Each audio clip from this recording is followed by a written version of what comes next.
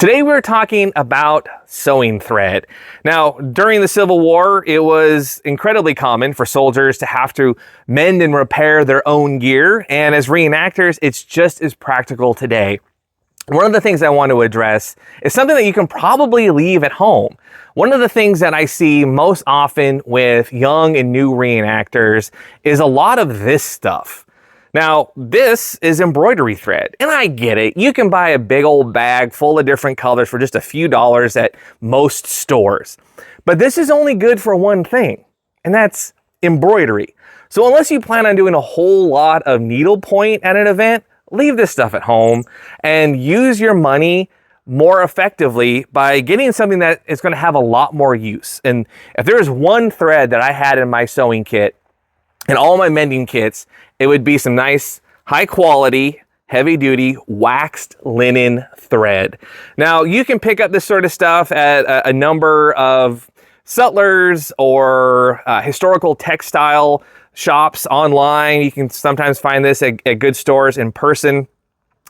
Try to buy the best stuff you can. I think this spool cost me around $20, and this can fix just about anything. Like, if you repair a button with this stuff, if you sew a button back on, we've actually seen the button break before the thread gave out, and that's really impressive. But you can sew the seams on your trousers with this. You could repair your tents and other gear. Just make sure that when you get larger thread that you have the right size needles to accommodate the size difference.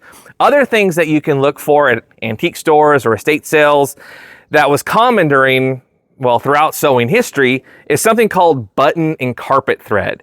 Because rather than what we're used to today, is just like, well, there's just one type of thread, right? It's like, no, there was different threads for different parts of the garment.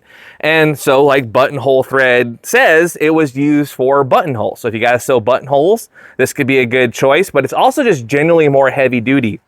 Here's another vintage one that I picked up. This one just says buttonhole twist again. And if you're having just raw thread, throw in a little chunk of beeswax and you can wax it yourself in the field. And one last thing is something that was really common also on buttonholes is the prevalence of silk thread. We're used to thinking of silk as something that's delicate and used in fancy garments, but it's actually surprisingly strong and resilient. So you might want to consider messing around and experimenting a little bit with silk thread to see if it has a place in your sewing kit. We hope these tips have been helpful, and we'll catch you on the next one.